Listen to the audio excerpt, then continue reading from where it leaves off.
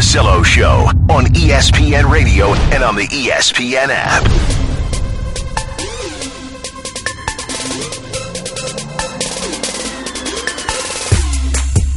There's been something that's been going on here for about a month or two, a bit of a mystery, and mystery solved. We couldn't figure it out. We could not figure out why my phone would talk to me once a show in Siri voice. It would just happen. It was like clockwork. Once a show, the phone would say, "What do you need, Ryan?"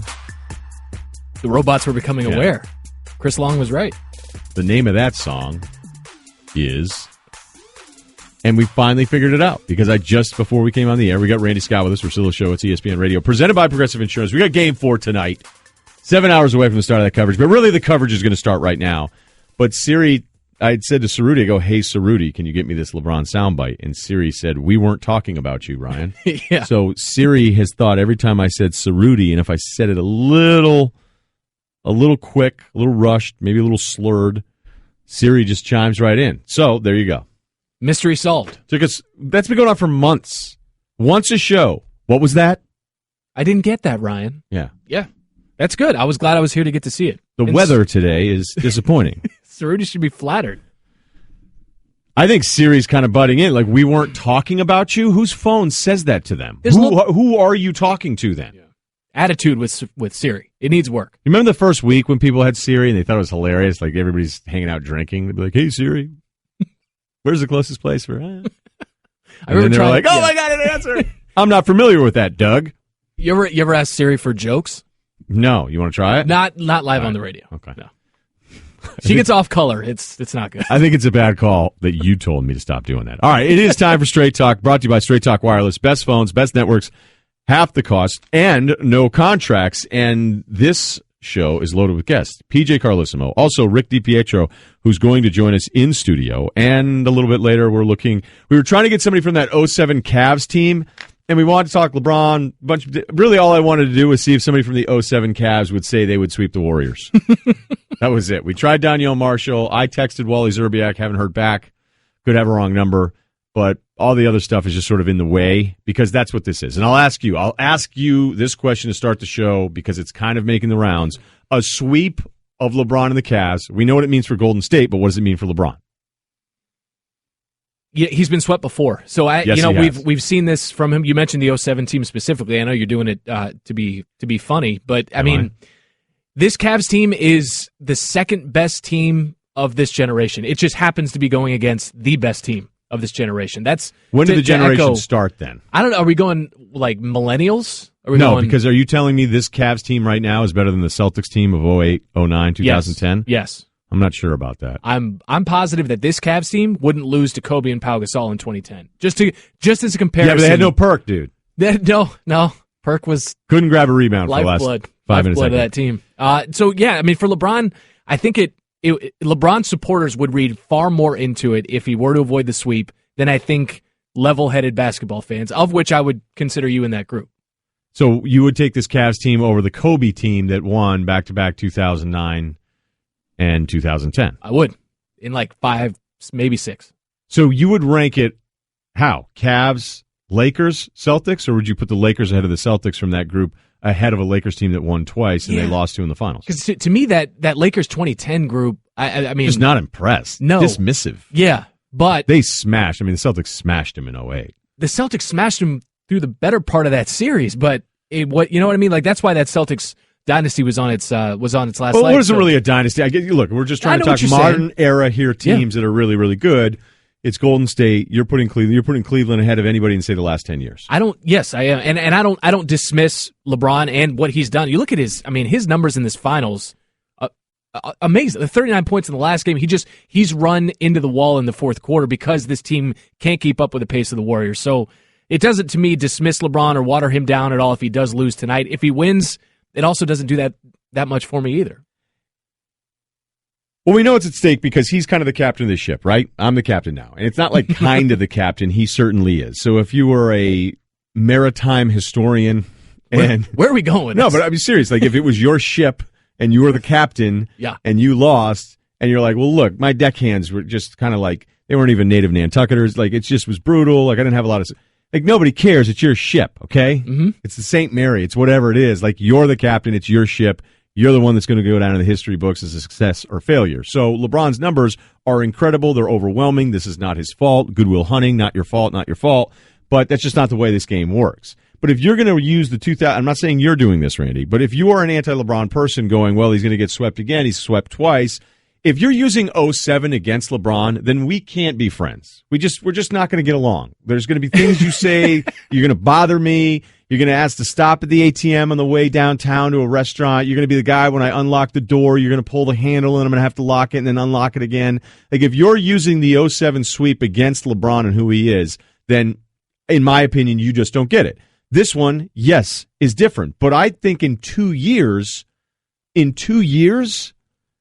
are we really going to go, hey, LeBron, MJ, we're at Magic, debating all these guys, and then somebody goes, oh, yeah, that's right, he was swept, as opposed to if he wins tonight and loses in 5, we're supposed to look at him differently? He was asked this question yesterday. Getting one tomorrow, how important would that be for you, whether it be, to stop history, to avoid a sweep, whatever the case?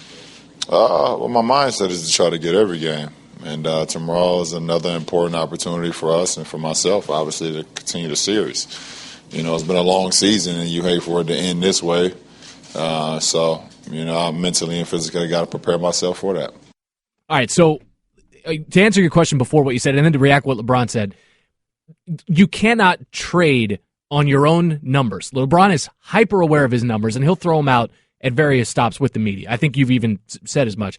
But you also then can't say, well, plus minus, we're minus 12 in the 2 minutes I'm off the floor. Not that he throws that out specifically, but he's also hyper aware of the shortcomings of his supporting cast. So you can't trade in both areas. Okay, before you ask me the next part of this, You're absolutely right, because he did that yesterday as well. Obviously, I hate the fact that, we're not able to, just try to keep the leads. And if I come out the game, or not even keep the leads, just sustain it. And I hate it for my teammates. I hate it for myself. I hate it for everybody that's involved. And, we just got to find better ways to, as a collective unit, having the right pieces out on the floor, or the guys that's on the floor, they have to do their job and try to do it at a high level, no matter who's out on the floor, and something we have to figure out. Oh, it's unfortunate for everybody involved. All these underperforming teammates of mine who are involved. I sense some, I don't know, I wouldn't call it hate, but you think he's taking a shot at those guys, or he's making sure everyone's aware I don't have enough help. Well, what do you, there are people who are going to say that is great leadership from LeBron. He's communicating to his teammates through the media a little bit. He's letting them know they need to be a little bit better. But back to your original point about, I don't want to use the L word, but for his, how we're going to talk about it in 2 years, all right? The scenario that you laid out. If he goes for, let's say, transcendent 50, if he goes for 45, 50 tonight, and it's a winning effort, and he drags this team to a win, and then they get boat raced out in Oakland in Game 5, that to me does stand out in terms of, the whole question is, does it matter? That matters more to me, because that's one of these, crazy performances, a la what got them to the 07 finals.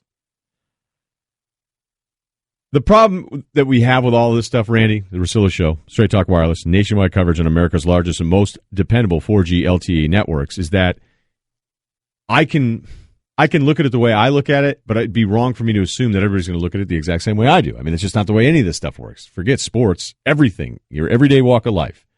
So I wouldn't sit here 2 years later and start going, well, LeBron, 15 years, one of the 3 greatest players ever, but he did get swept a second time. And then somebody says, no, that's right, he didn't get swept. He lost in 5. And I'd be like, oh, yeah, he's better than I thought.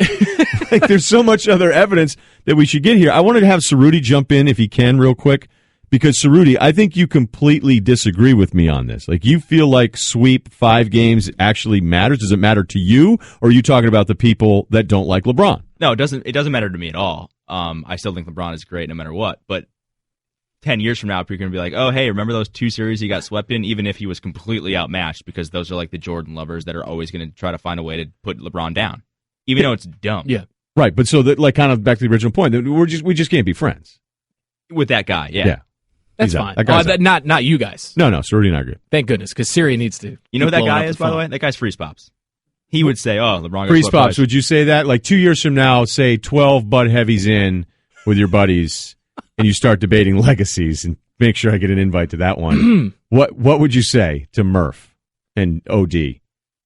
LeBron can't win the big one. Yeah.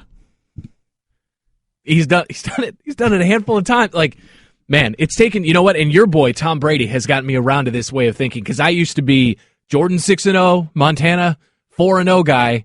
You know, Brady lost to the Super Bowl. LeBron lost to the finals. I used to be that guy, but Brady convinced me. And you, Freeze Pops, your fandom convinced me that getting to the Super Bowl is impressive in its own right, and the same for LeBron. Well, he got to 5, so the argument's over. 5 rings. Is Bradshaw better than Elway then, Randy? I don't know, man. I'm not here for that. You do know. Missed me on that.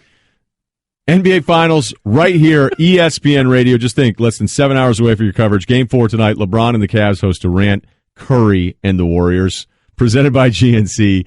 Coverage begins again, 8 Eastern on most ESPN radio stations and ABC as well. Let's talk some hockey, because Randy's not allowed to talk hockey. Rick DiPietro, this is going to be a lot of fun. In studio with us next, Russillo Show at ESPN Radio. PJ Carlesimo, we're going to talk with him. I love it when he does these Durant stories. Remember, he had Durant his rookie year. Randy Scott doesn't like Sidney Crosby. Come on. He's our co-host today. That's what it says on the sheet. Yeah, I didn't even wasn't here when that was formulated. Written down. ESPN Radio is presented by Progressive Insurance. More independent agents sell Progressive Insurance than any other brand. Find an agent at Progressive.com. Now that's Progressive. So last night, no hoops. I'm watching Sox, Yanks, Price. That was fun for about 40 minutes. And then, throw on Game 5, and it got ugly quick. So, Randy, why don't you start with Rick here about where you're at angst-wise? How does a guy whose agent talk about Crosby? His agent sent that video of Zdeno Chara punching him after he came back from the jaw situation. And I understand we can't control our agents, but the agent sent the video to the league saying, you got to protect my guy. How does that guy with that head history get away with doing what he did to Subban last night? Well, he does have a history of doing stuff like that. I mean, if you remember what he did against Ottawa, where he pretty much just took off Mathod's pinky finger. Yeah. But I same, just think same month he hit O'Reilly in the junk from behind. He did. And I think you get in certain situations where I think people would argue because he's so great, you don't need to do that extracurricular stuff. But going into every single game, every coach that you're playing against circles 87 on a board and says, don't let this guy beat us. So PK Subban is trying to do what every defenseman tries to do in the NHL, and every guy usually that's matched up with Sidney Crosby is be as physical as possible, don't give him any space, and try to take him out of his game. And at some point, if you're Sidney Crosby, and if you watched that game last night, he was out to set the tone early in that game. From the first shift on, he was going to be the superstar that he is. He wasn't going to let his team lose. And I think he just got into a situation where he was like, you know what, enough is enough. Like, this team is trying to be physical with our team. I'm the captain. I'm the leader. I'm not going to stand for it. And I was actually making the case a couple days ago after Game 1 of Cleveland Golden State that if I'm Cleveland and I'm one of the guys on that team, you get 6 fouls. Like, you go after the heart and soul of that team. Somebody get physical with Draymond Green, because it worked last year when he got suspended, and all of a sudden LeBron James decided he was going to be the bully in the series. The whole series changed, and I think that was kind of what Sidney Crosby was doing last night. Was listen, PK Subban is their emotional leader. He's an agitator. I've had enough. You make that basketball analogy, and I'm looking at Sidney going, we remember him coming out, and Ovechkin, and everybody saying this really could be the next guy. And it happens rarely. It doesn't happen as often as maybe we'd like to say that it does. But how much has he delivered in the way like a guy like LeBron has delivered on what all the promises were when he first entered the league? He is our LeBron James. And it's funny that we actually have the finals going hand in hand here. Does the NHL do a good enough job marketing a guy like Sidney Crosby? Probably not, but the mentality in the NHL is it's team above everyone else. I mean, even if you look at Sidney Crosby's gloves, it doesn't say Crosby, it says Penguins on them. I mean, that's just, that's the NHL, and I don't know when that happens, but that's what it is. But yeah, I think he is the closest I've ever seen or played against to being a kid that had all the attention on him, all the expectations, and he just stepped up and he delivered. And I know there's a lot of people that love Alexander Ovechkin, but he is not the guy that's going to make all his teammates better. That's Sidney Crosby, and that's what we love about LeBron James, is that as soon as you put him on your team, you're instantly going to have a team that's going to be competing for championships. Like, I could make the argument if the Sidney Crosby and Alexander Ovechkin changed teams right now, the Washington Capitals would have Stanley Cups. Whoa, okay. Randy's, I don't know. The reason we brought this up, Randy, we don't know if we're going to take you too seriously on any of these things because you're a Caps fan. Right. And I would argue that Crosby's had a better supporting cast than Ovechkin ever has. But Randy's losing his mind, is my point. Let me ask you, have you recently seen the Washington Capitals?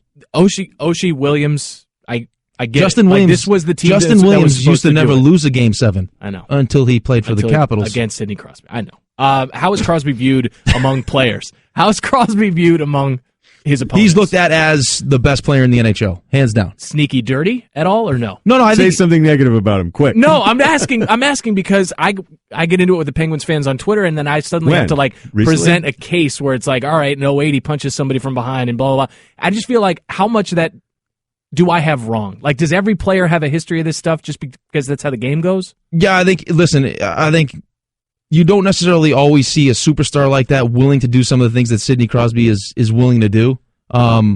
We actually did our show before I came on yours, and Chris Canny was asked that same question, and I said, there's been plenty of guys I've played with, Keith Tkachuk, Bill Guerin. I was told stories. This is one of the coolest parts about actually being a professional athlete, is getting a chance to be coached by guys that played back in the day, or, Marty Howe was my assistant coach when I first turned pro. So I would sit around and just ask him Gordie Howe stories. And Gordie Howe is arguably one of the best players ever to play the game. I mean, there's Wayne Gretzky and then there's everybody else. But, I mean, he would tell me that because Gordie Howe was so interested in sending younger players a message, that he'd take a face-off, and if he looked up and he'd never taken a face-off against you before, he wouldn't try to win the face-off. He'd just stick you in the face.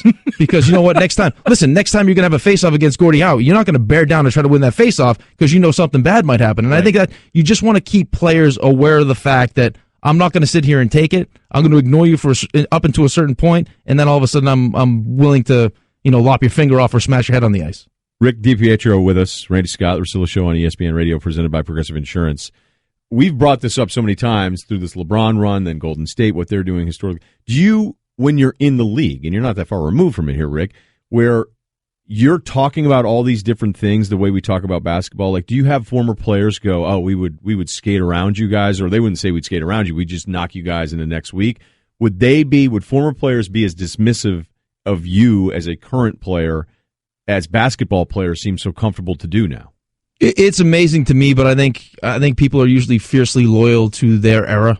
I was lucky enough when I first turned pro to kind of get in that last great phase of American hockey, and just, in my opinion, hockey in general. I mean, I played against Pavel Bure and the great Detroit Red Wings teams with Stevie Yzerman and Chris Chelios and all those guys. I think the game's changed. How different is it then? It's a lot different. It really is. I think that you're talking about, I don't want to say it's a softer league than it used to be, but I guess you could make that argument. I mean, one of the biggest things I noticed, and this has nothing to do with on the ice, though, is that when I first turned pro, you'd get, the veteran guys, hey, let's go to lunch, and the lunch would turn into dinner, and you just have that kind of team camaraderie. And as the young guy, you were told, listen, it's Saturday night, you go out, you have fun, do what you need to do, and then on Sunday morning for practice, you sit down, we're going to hold court, and you tell us stories, because we're married and we have kids.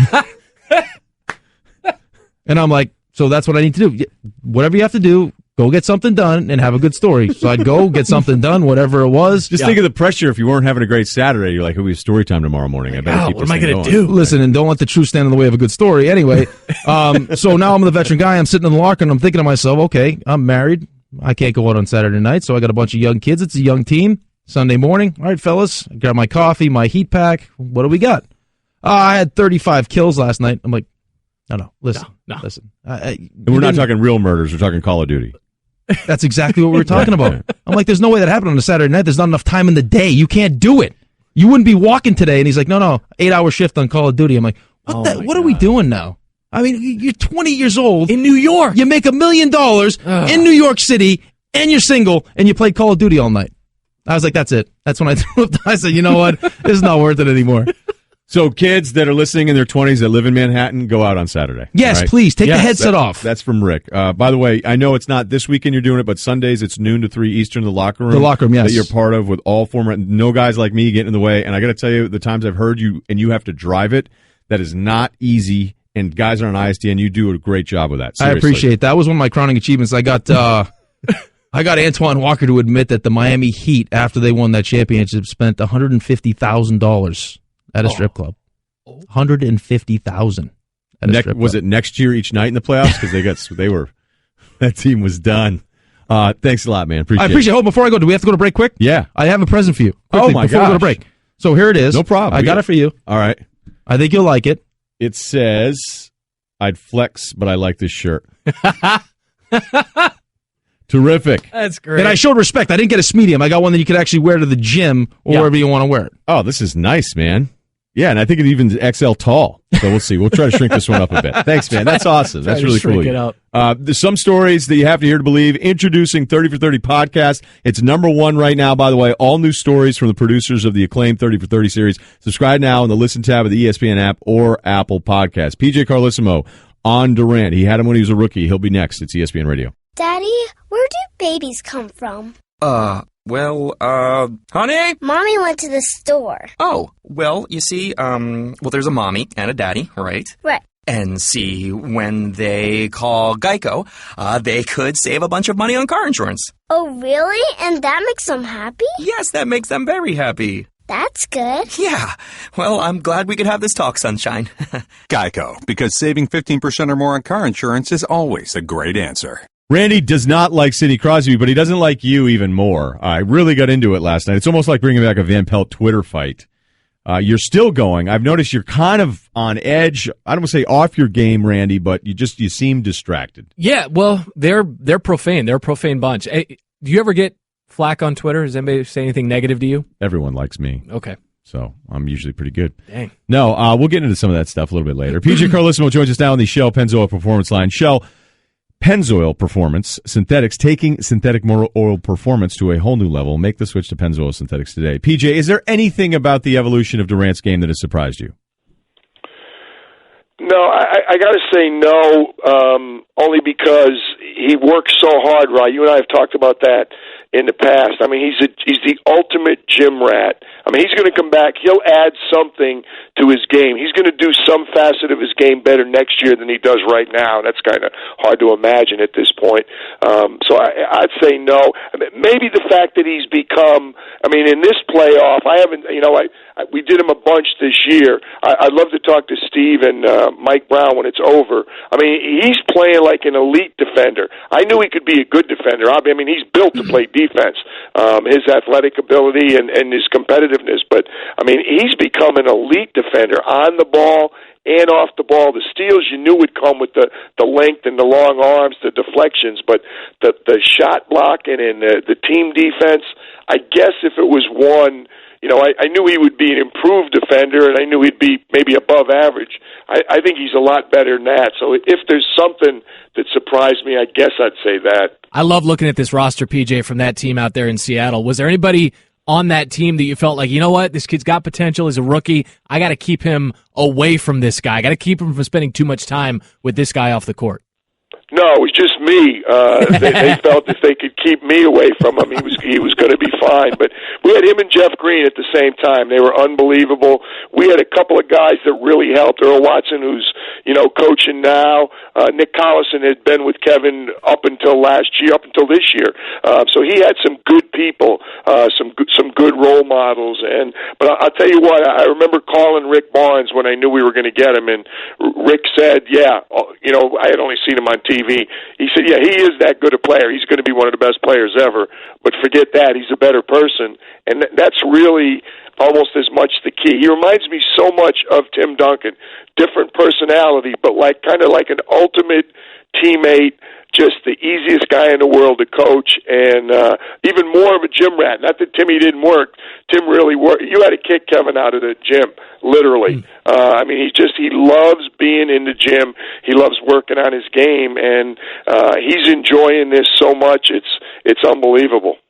PJ Carlesimo with us. So when Mike Brown was coaching the beginning of this thing, and he was talking about kind of Kerr and the whole thing, and he was like, I'm kind of surprised they don't run more stuff. And then he said it took him half a season. As a coach, what can you tell us about what Golden State doesn't run and how this works to make us appreciate what it is when they're running their offense? They have so many people who know how to play basketball. They've got so many people. I mean, to me, their offense starts with the transition. And Steph, obviously coming off a game when he got, 13 rebounds. People see this, but, they don't have to outlet the ball to Steph a lot. They do. Zaza gets a rebound. Somebody else gets one. But if KD gets a rebound, he just goes. If Draymond gets a rebound, he just goes. Klay doesn't normally do that. He'll do it a little bit. Steph, obviously. Andre Iguodala when he comes into the game. So, it just starts with having multiple guys who are real comfortable putting the ball on the floor in a eliminating the need for an outlet pass. And they just have so many guys who have ball skills. I mean, who can pass and catch and shoot the ball. And as simple as that sounds, that's not the case on a lot of teams. So, and they're comfortable playing, and they have a lot of guys who can beat you off the dribble, and they have a number of people who are good spot up shooters. So spacing is like one of their biggest things. It's just, like they know, get somebody the ball, let him play, and then space. Now, if it doesn't go, that's where their offense is really good, Ryan. I think that's what really separates them. When they get into the half court and they start moving people, I think they move people maybe even better than the Spurs. I think the Spurs in the half court offense move the ball better, and I think at times you'll see some of their possessions and you go, that's beautiful. These guys move people. There's so many backdoor passes and those little slip passes because if they're not open, they all cut, and they cut with a purpose. They cut quickly. So it's beautiful to watch them in the half court. But again, it's predicated on having, like Zaza, that's one of the reasons Zaza fit in well. Zaza's a better passer than people appreciated. Bogut everybody knew about. But Zaza's good with that. And, at times in the past with Festus or with Mo Spates, now Mo obviously was a spacer because he could shoot the ball.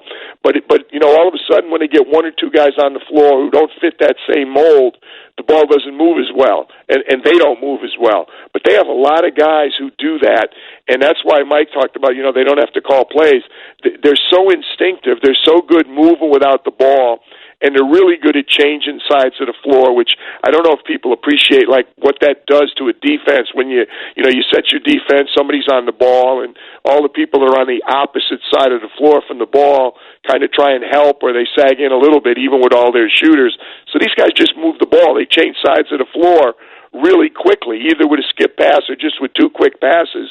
So they just mess with your defense. They're so difficult to defend. But to me, it's all these guys who can pass and catch and shoot is a nightmare for you to try and defend.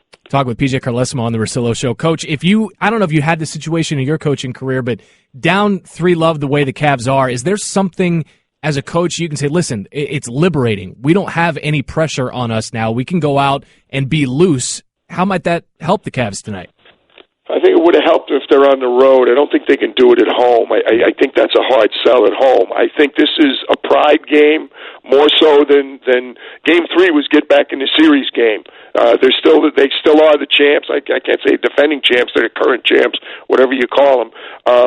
Game 3 was, hey, in their mind, we're still in this. We got to do this. This one is more of a pride game, and particularly playing at home after the way they let Game 3 slip away.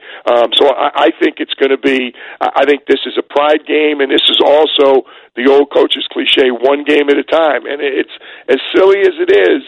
It would all of a sudden get a little interesting, going back to Golden State for a Game 5, and great opportunity for them to win in front of their fans and all that. But also, then you get into we can't lose this one and go back to Cleveland, blah blah blah. I think this one is so much more a mental game tonight than Game 3 was. Enjoy it tonight, PJ. Appreciate it. All right. All right, Randy, good being with you. There's you too, PJ Coach. Carlesimo on the call throughout our NBA coverage. Russillo Show with Randy Scott today, reminding you can listen to all 3 hours of the show on your phone and subscribe on the ESPN app. Up next, it's something you ask so many of us to do that we don't do, and when we do it, you hate it when we actually do it. It's ESPN Radio. Get in touch with us at Russillo Show, 1-800-Flowers.com Twitter feed. Oh, we didn't even know. Is it a TRL Friday, or we just sort of didn't think about it?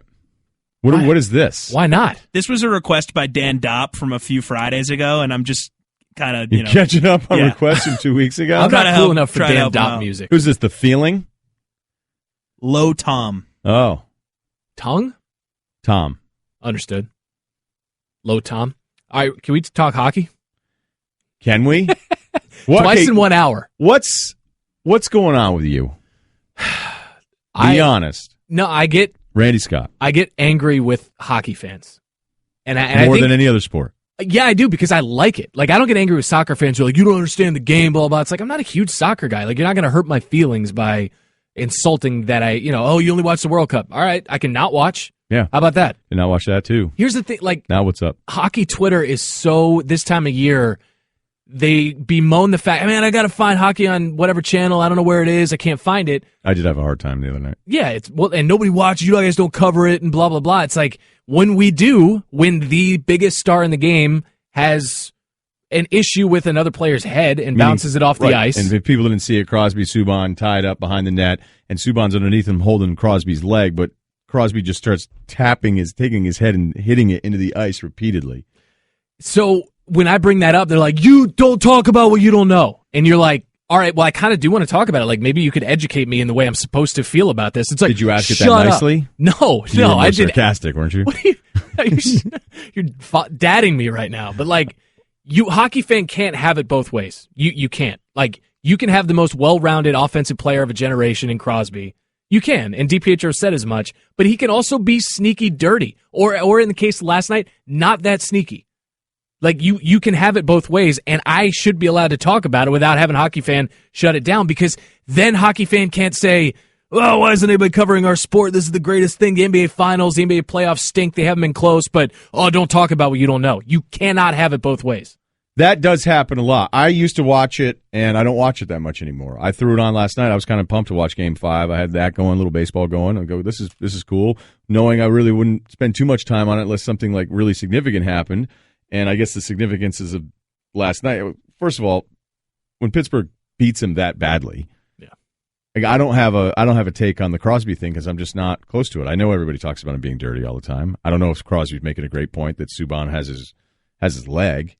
Yeah, and he did. But Subban's he's not an innocent in just about anything. Like, he's one of the premier agitators in the game. He's also a phenomenal defenseman. Do you think because you're a Caps fan, though, that people just immediately, it's not so much that you're ESPN guy talking hockey, it's that you're Caps fan talking about Crosby, and there's no way. It's 50-50 on Twitter. It's people like, oh, he's a Caps fan. He's biased. Yeah. Or ESPN doesn't know hockey. He has ESPN in his handle, and they just go down that logical path. So, how do you think the NHL dumbing process goes here? Like, if we were lumber and we were to be seasoned for a cottage, how would it work here where there would be a room in the back where you'd be like, hey, send you into the NHL dumb spray tank? It'd be like, did you watch Homeland, this last season of Homeland? I gave up after the second one. It'd be like us in a freezer in a restaurant. Yes. Like a walk-in freezer, chained there, and every time we had a positive thought about hockey, we got a bucket of water thrown on us. And then they were to walk out of the room. I hate that room. Right? Yeah. Right. You know? Yeah. We know. It's in Building 4. It's in the basement. I don't have to worry about it because I do radio and they know you're not going to talk hockey all that much. It's tough. Like, I love the sport. I love the playoffs. Nobody's ever going to debate any of that stuff. But I'll tell you, I'm as selfish as it gets with this thing. If I don't have to watch it and talk about it, I'm not going to watch it anymore. It doesn't matter what it is. Like, if I know I'm not talking about that because I watch so much other stuff in my spare time, I'm going to find something else to do. I watch more NBA here than I have in my life because coming in, growing up, Bullets weren't that good. A couple of good playoffs against Jeff Malone, though. Against Jordan. Well, that George Mirasan team stole my heart. I mean, that was a phenomenal squad. But like, give us a reminder there on that squad because it was a great team. That was a bunch the team of dudes that convinced Jordan to buy an ownership stake. That was Rod Strickland. I think Ben Wallace was on that team. Had Weber already been? Weber was there. Howard was there. Murasan was there. Strickland. I think Walt Williams. Like, it was a wagon of a team, but it lost. They got swept by the Bulls. And I get so nervous when I hear laughter in the background in that room. You think everybody's just making fun of you right now? A little bit, but I think it's funny that you asked PJ Carlesimo last segment which player did you try to keep Durant away from that was on his team. So I immediately pulled up that Delonte West is on that roster. Sorry, 3 years in, I'm keeping a rookie away from Delonte Mohamed West. Sarah-Sane. Hey, KD, stay away from him. I actually thought Sane would be good. Ira Newble was on there. Chris Wilcox. Adrian Griffin, most underrated NBA player of all time. Ronald Dupree. Robert Swift was on that team. Swift was probably, at that point, though, Swift was he already hurt? Yeah, because he'd been in the league a couple years. Believe it or not, Swift early on showed some signs that he could play. But that would have been great if PJ's like, oh, yeah, Ira Newble. Bad guy. I wanted him to name the statute of limitations is worn off. He could throw out. He wasn't going to give you any of that stuff. All right. He said me, and it was a great answer. It was a good answer. It was also smart. With Randy Scott coming up next, the Warriors prediction. That's right.